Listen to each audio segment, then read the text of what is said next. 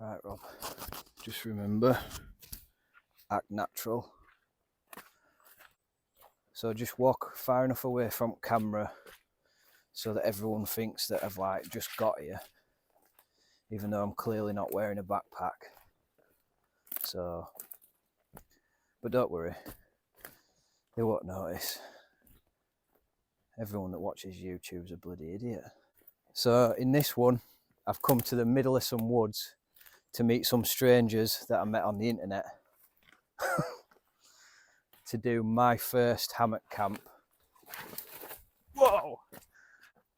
I'm going to be meeting Martin Hornsey, who I sort of class as a mate. We've met a few times, whose photos have been used in the Hillyberg catalogue, and he won Trail Magazine Mountain Photo of the Year last year.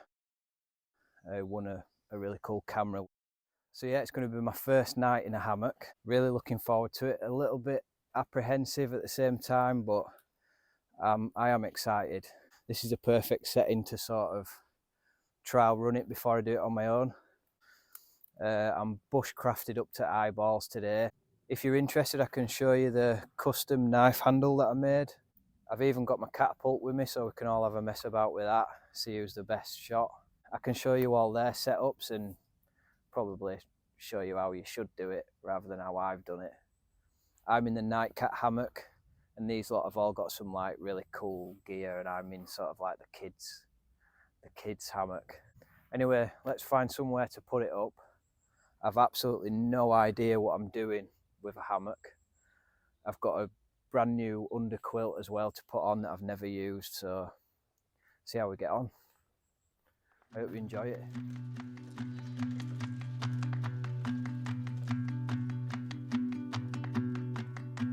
Can't stand, no matter how hard you try. You're wearing down every bone, but only just getting by. In my mind, there's nothing else you can do. The world is filled with color, and all you ever see is blue. I can see that it's wearing you down, and I know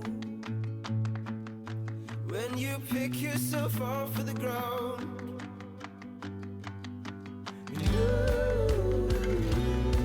you are constantly working things out, and you do without making a sound. You try and you're battling life, it's constantly bringing you down. I can see that you're working things out.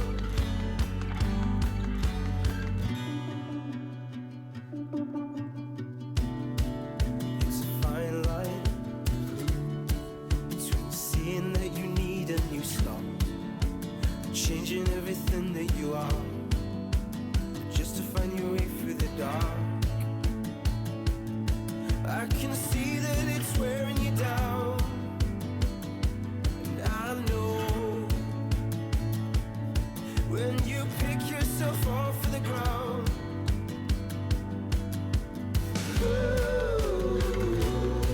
you are constantly working things out,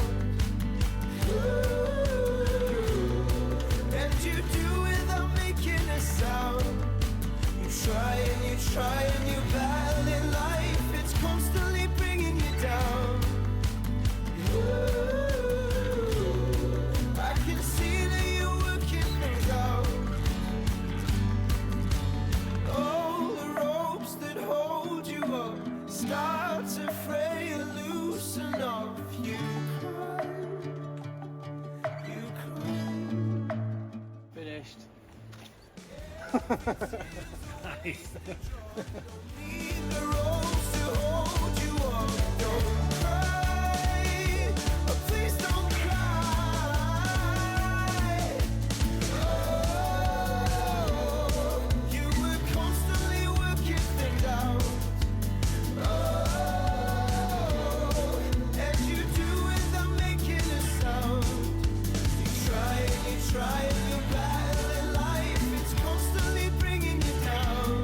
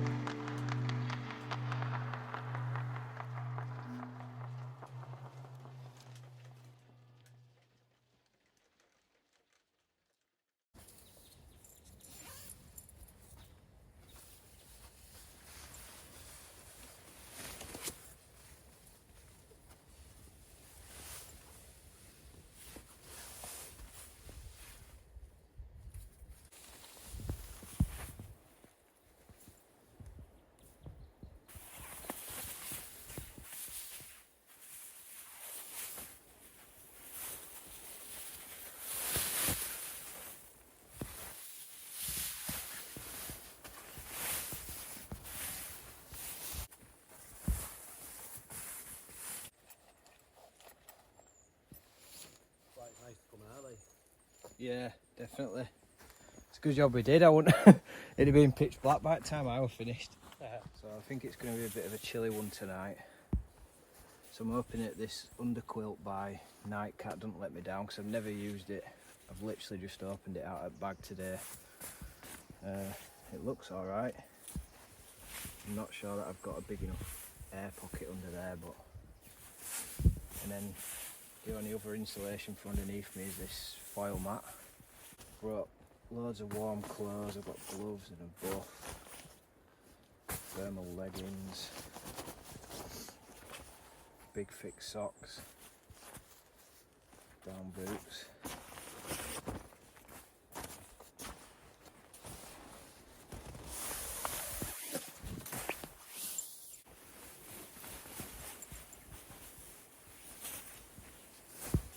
I've gone for Rabicent 1100. So I reckon I'll be warm tonight. I hope. Yeah. I've not bothered putting like rainfly on this. It's like a tree tent. So yeah, this is like the most sort of exposed I've been on a camp. Usually I'm inside a tent, all sort of tucked in and sealed up. So on this one I'll actually be able to see out and stuff.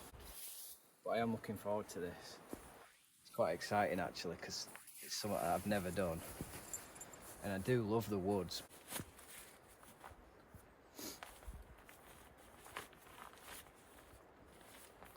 I've ended up bringing so much stuff with me that my bag was so heavy and just bursting at the seams, so I've gone for inflatable pillow this time.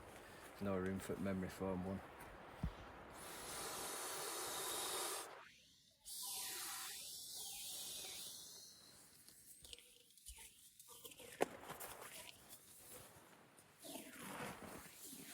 It's always a bit embarrassing shooting a video when you're actually with people, so who knows how much talking to camera I'll be doing, but we'll see how we get on. I think I left this down bag compressed for a bit too long, because I got Gideon started packing on Wednesday and it's now Friday, so this has been like compressed for a couple of days, which is not ideal. Trusty O bulbs that Martin showed me. Or told me about. You love my bulbs. I love them, mate. So I had to get two. Is that lantern thing that you've got with you, Martin, is that all right? Right. Yeah, I'll show you his lantern later on, it's well cool.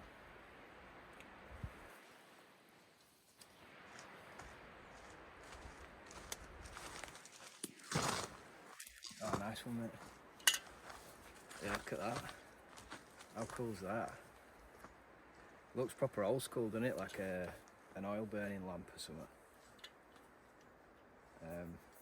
I'll show you it properly tonight anyway. Don't want to break it. Oh.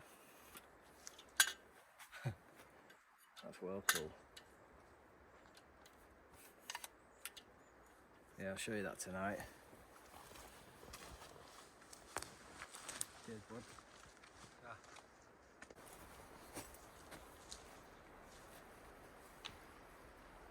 Yeah, so I've got two of these old bulbs.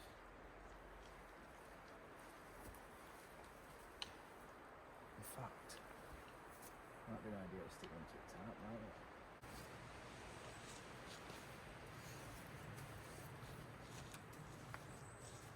Oh, it's starting to look like homely now. Just got a power bank and my headphones and a head torch in there.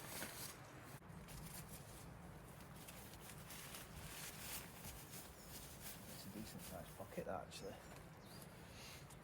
I did the classic YouTube trope of reviewing gear that I got given, and I mean, I put this up and I didn't even spend night in it, and I reviewed it.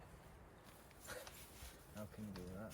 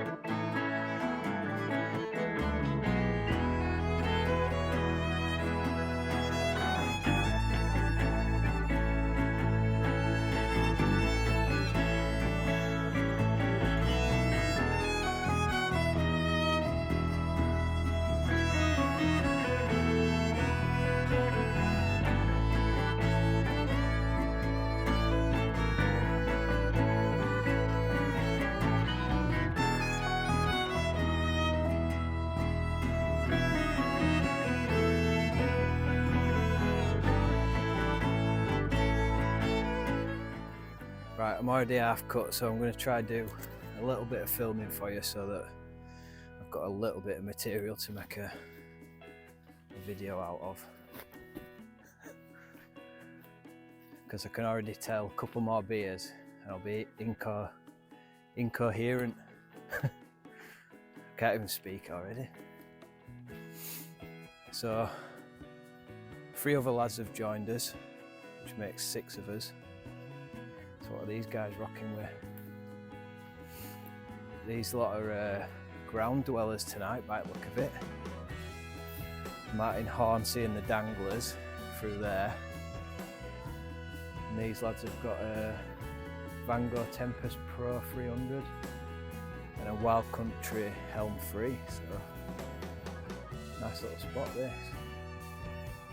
Quite deep into the woods. We haven't seen anyone. We got here right early. We haven't seen anyone. So I've just set up a little shooting range for catapult. Cooked my tea. Got some burgers and sausages and bacon and stuff like that. So yeah. Not sure if these lads want to be on camera, so got to be sort of polite. And also it's cringy doing this and it with a selfie stick.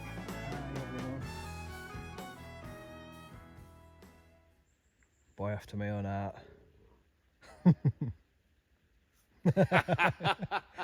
He knows what it's like. Mwah. Chef's kiss. Big style,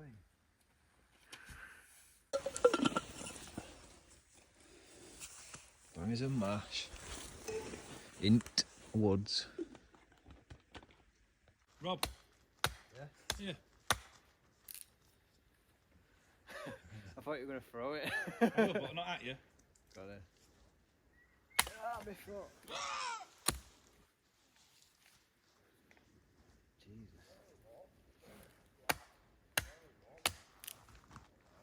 Sharper than mine anyway. How do you make some sticks heavy on it? I dropped on it earlier. I do strong it with the heavy. He is the Ray Mears of Hull, isn't he? Yeah. Reggie is. Whenever I need to know anywhere about anything in the Crush House, say, Martin, do you know anywhere I can watch the sunset? All that for a can. Is that your drink holder? Alright, just need to do another 4 of them. I've lost interest already.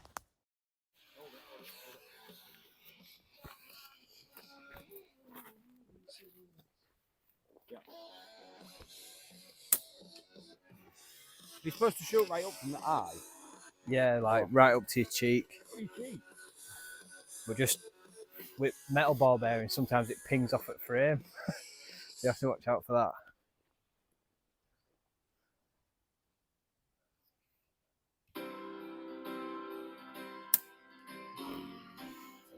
All I'd say, mate, is when you put it in, The right way round. you just pinch it like that with finger and thumb. All right. So like, I won't be able to hit it. Like, I don't think it's easy, is it? so yeah, you put it in like that and like pinch it with your finger and thumb. Yeah. And then I go up to your eye. Yeah, and then you sort of like that. Right.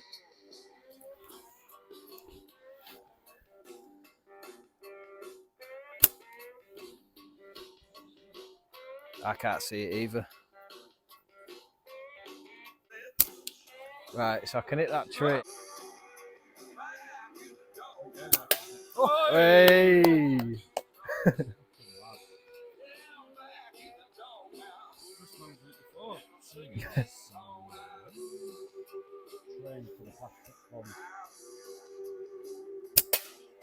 Come on, Rob. Oh, he's on a roll. Do you actually do it often? No, never. I wouldn't fancy that in Ed, would you? Have you seen them big, like, massive ball bearings, what they fire? Well, you can kill shit with it, Oh, yeah. Killing it. 3 in a row. Go for that one right at back. Oh, that hit frame, did you see it? Did it? It's powder. If that were a ball bearing, I'd probably be blind now. Go on then, Martin, seeing as I'm going to get a copyright strike for this music.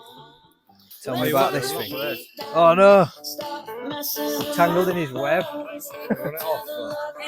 No, I'm just... Like, what is it? Flextail? Flextail tiny speaker. That is mint. Literally called tiny speaker. Let me show them. Look at that. That is tiny, that. Did he give you that for free then? Oh, that's sick. Is that the first time you brought it out? Yeah, I only got it a couple of days ago. Oh, nice one. I did one for, you know, that Nightcat. Oh, yeah. It's not like Martin's Lanchan, it's a copy of his Lanchan. I was soaking wet, I binned it, I skipped it. What, were it the one person or two person? One person. Don were laughing at me, said, "Are you going to sleep in that?" I got that I as well. I've got nothing else. I got given that as well. Did you? Yeah. It was soaking. I went peaked on top of Ladybow and I was like, oh my God. Really? I never had like bad weather in it or out. It was like fair weather sort of camping with what I did in it. I thought it were all right, but obviously it didn't have a Lanchan test. Better than the Nightcat. I think Nightcat have copied Lanchan. It looks like they've just took one and took that. Well, you know the stuff sack. It actually says free FUL gear on the buckle. It looks. I mean, you get this with a lot of companies where they'll just buy in mass and then label it as your own. Oh right. You got like an American brand on that. 40 quid all day. 12 quid off that thingy. Because you with Molly system like yours, you can just tie them. It's like Transformers, isn't it? Yeah, it's decent that. Just keep adding them to each other. Oh, Robert got a hammock from them, didn't he? Was it me that told? Well, that's Nightcat as well. Oh, was it? Yeah, and the underquilt. Just with you that told me to ask him. Yeah. He said just reach out to him and see if they'll send you one. To keep warm. So just to get free they sent me that tent that you had for free, and then they sent me two-person one, which I actually really like for summer. Then they sent me. I said I wanted to try hammocking and that, so they sent me that, and they sent me. I said I think I'll be cold to like if I actually spent night in it, so they sent me underquilt. Brilliant. That Taiji one. Oh yeah, I got that Taji It too. was soaking. What do you think to it? No, It's all right. we need to Summer, show it proper previously. proper It's not spacious. a winter tent, is it? No, really spacious. It'd be fine in here. I liked how you can roll both doors like proper fully up, so you can see right through it. But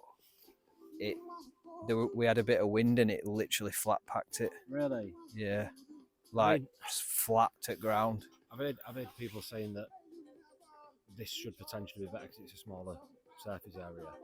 Right? Yeah, as opposed probably. to I mean, two-person. we were at the coast and we were like in a dip on the cliff top, so the wind was just like howling through it, and it just flattened it. Like my mate were in Helm 2, and his were fine and that were flat. Yeah, I mean, I suppose it's no like to pitch. Yeah. Well, yeah. I was a bit dubious last night when I went on Flamborough, and I was trying to put my Lanchan up, and every time I put a walking pole in to try and put the garland out, the wind kept blowing it flat. And I was fighting both sides. Yeah. Got there in the end, but I mean the doors were caving in. I'd say with that, you have to, like you say, think about the pitch and be careful where you put it and stuff. That Taiji, like in here, you know, like if you were to come camping in the woods. Yeah, it'd be ideal. I've got that floating cloud biome, which is a knockoff of the Hubba Hubba. All right. And it's fine in summer, but if there's a lot of wind, it's bad. Yeah. The doors blow right through. Is that MSR Hubba, whatever it is? Is that like good in wind as well? Either? No. Or? No, I wouldn't have thought. No. They're expensive tents, and I've seen a few pictures and videos of them like flat to the ground with a solar next to it. So it's not what they're for, though, is it? I suppose. No, I mean, yeah, in summer, but even in summer, there's a lot of wind. Got that shape police from RVC. Nice, very toasty. You can't beat This Revolution is Race, a can new you? order. Yeah, and these pants. Oh yeah, I really like the pants. Yeah, they're That's very nice, as well. Heavy in it. Yeah. House in it. You can't beat Revolution Race, can you? Trousers like Well, these compared to them Fjordhaven ones. These well, are we were like saying like, look at Through Dark What, at fucking 200 £600 quid a out pair. for yeah. They're only going to be as good as what these are, aren't they? I know when these first come out, a couple of our mates were kicking off because they only came in one tall length, and Right. I was blown away because usual cases they're not tall enough for me. Mm. But then after a while, they started bringing out short leg. Yeah, I need the short. Well, look at me. I'm like Frodo. I've only just noticed we've all got them on. Yeah, every time I roll, everyone on wood's got them on. Little stretchy crotch number for adventurer pose.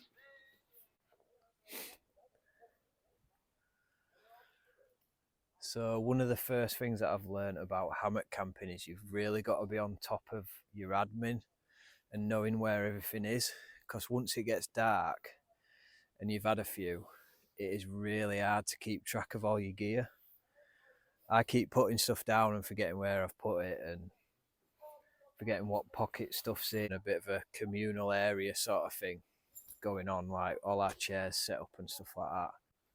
And the amount of times I've had to come back and forward from there to here because I forgot something, and then it ends up being in one of my pockets or something. It's a lot harder than being in a tent. And my catchphrase, the temperature has really dropped now, and I'm getting a little bit concerned with just having this mesh because I haven't bothered putting the rain fly on it, which I think I probably should have done. And I'm thinking I'm probably going to be cold because the tarp don't quite cover both sides of the hammock. So I imagine it could be quite chilly tonight. I'm still quite excited about this though.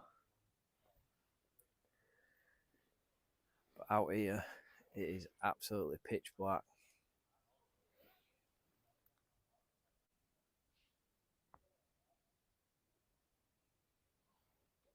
But yeah, it's not going to be my last hammock camp, I don't think. Even if tonight's uncomfortable and that, I'm still going to try it again in the future because, you know, you dial your kit in and stuff and get things to work a bit better. So yeah, going to make some burgers.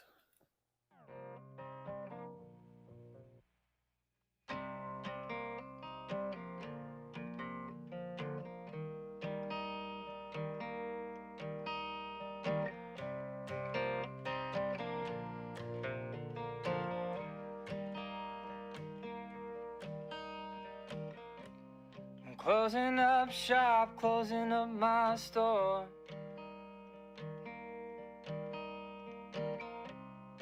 I know this city doesn't need me no more. I'll throw it away now.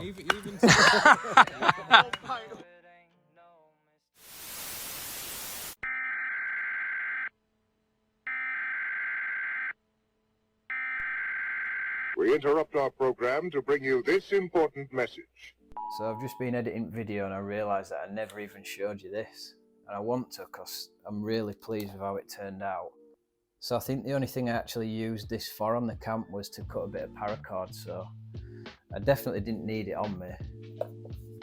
But it's just nice to have and nice to show off to other people what I made, which is exactly what I'm doing now.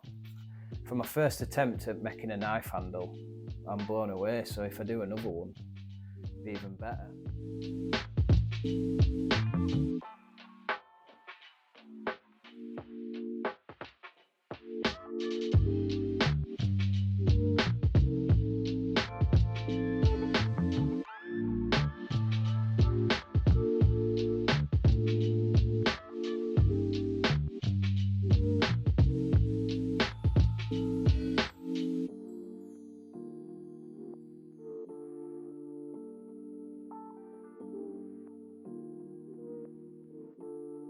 You can actually buy blade blanks online.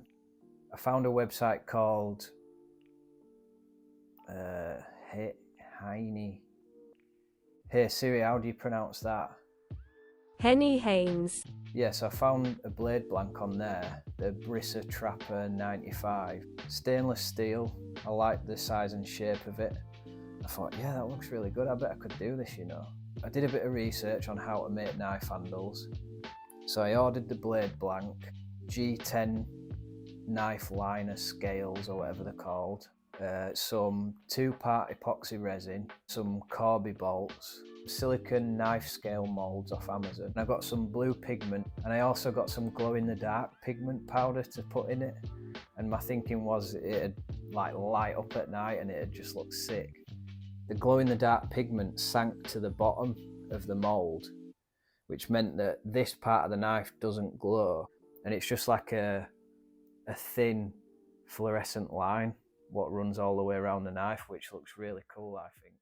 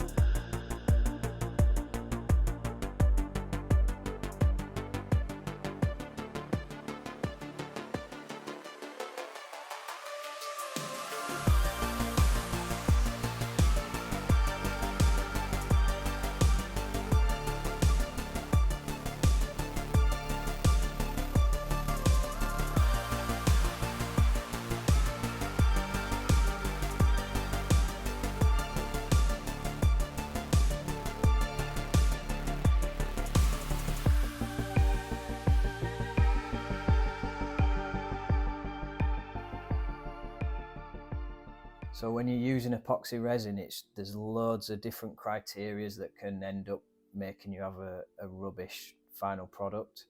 Like ideally it needs to be the perfect temperature all throughout the curing time, or it doesn't set properly and stuff like that. So I thought, how the heck am I going to do this? So I ended up with a bin bag in that fireplace in there, because I'd seen that it should be like room temperature.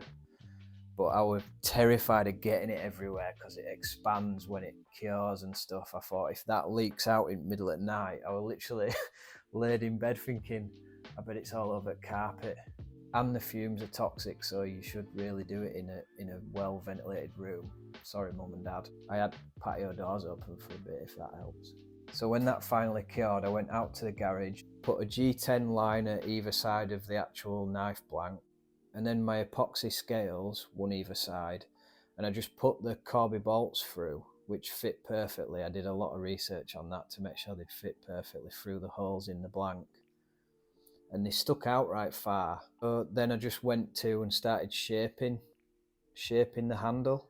And then once I got it to a shape that I was happy with and a sort of rough finish on it, took it all apart again, scuffed up every surface that was going to have epoxy on it, the bolts back in with some epoxy around them as well, tightened them up, and then just put them in some clamps, and I just left it for ages, for like 3 days. Probably didn't need 3 days, but I wanted it to properly set and adhere.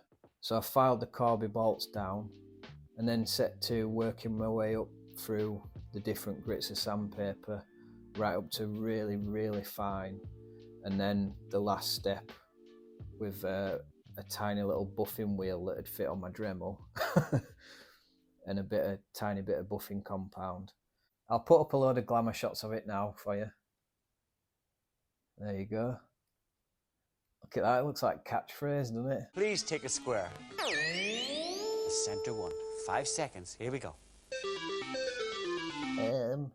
Is it not the sharpest knife in the drawer? And yeah, I'm so happy with this. Sorry, I hope I haven't bored you too much. And please, if you're new to the channel, please don't judge me on this video. This is sort of a bit of a haberdashery and like just loads of stuff put together to try and get enough footage for a video, because it's quite difficult to film sometimes if you're out with other people. I hope you are enjoying this video so far. Let's get back to it. Martin's all tucked in. Oh, hey. Looks all cosy in there.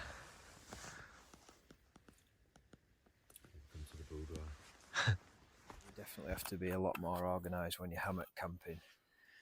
Like the amount of times I've put stuff down and forgot where I put it and stuff. And I think getting changed and stuff into my little tent pyjamas, I think that's going to be a bit of a mission.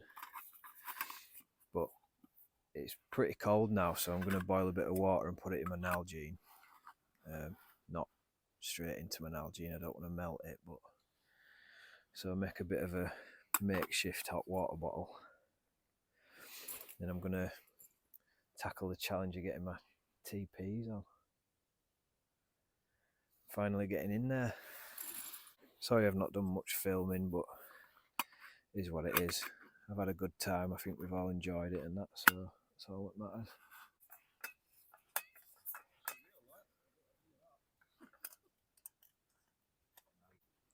Hopefully that last little bit of gas will just be enough to boil that water. Sounds like it's dying on me already though. I'm going to have to get one of those little valves that you screw onto the top of your gas bottle so you can transfer gas from a bigger bottle into a small one. Because that size is perfect for like wild camping and that. Don't want to be taking one of them massive canisters. Right, so I've got all my warm clothes in there. Got my little foam pad to stand on when I take my boots off and that. And then my thinking was I could use this dry bag to put like my trousers and coat and stuff like that in. Hang it somewhere so it doesn't matter if it gets wet, because it'll be in there. Yeah, that's my plan. And my gas has died. Martin, can I use a bit of your gas? Cheers, mate. This one's just died on me. Just boiled that over at Martin's little spot. Picked it up and tipped it straight over the back of my hand. Right then, let's work out how we're going to do this. I'm definitely not filming getting into hammock and having to get back out and get you, so this is all you're getting until I get in.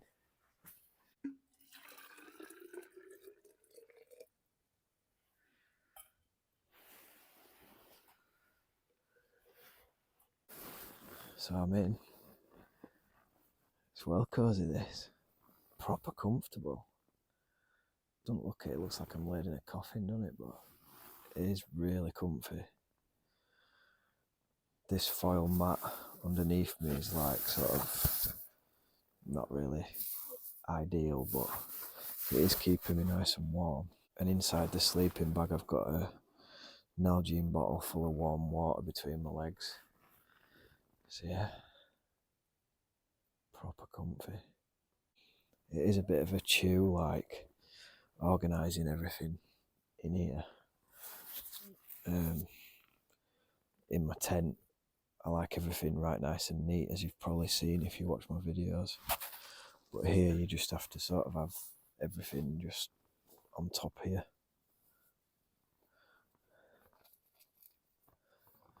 Never leave home without it. I'm just going to make the most of this and just chill. So I'll see you in the morning, let you know how I get on.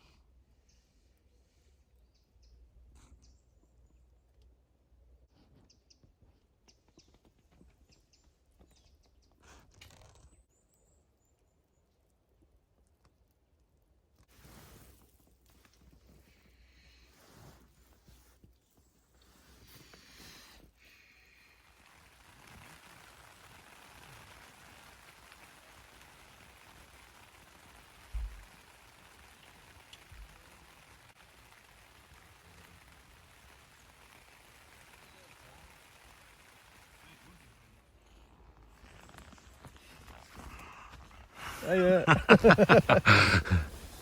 awkward, that.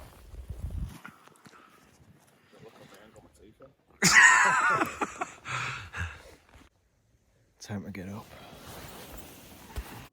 Me again. I realised that I never actually told you how the night was in the hammock, and I never signed off or anything, so it were good. See ya. As you know, it's the first time I've ever spent the night in a hammock, and I absolutely loved it. I'm a true sort of hammock convert now. I'm definitely going to do it again. I slept so well. I was really concerned that I was going to be cold, but I was really warm in there, and I was so surprised because it were all open with all the mesh. But whether it were the underquilt or the foil mat, I don't know, but I was just toasty warm all night. I was in the Rabascent 1100, so that might have had something to do with it, but even in that, you would lose a lot of heat from underneath. I slept like a baby. There were no rush to leave or anything, so we had a really lazy morning, and I didn't want to get out of it. If it weren't for everyone else starting to pack up, I could have stayed in there all day. So yeah, it was a brilliant night, and I'll let you watch me walk back to the car if you're bothered for that. But thanks for tuning in. If you are new to the channel, like I said earlier, please don't judge me on this video. It wasn't the best, I know that, but thanks for watching, thanks for making it this far. Consider liking and subscribing, and I'll see you in the next one. See ya.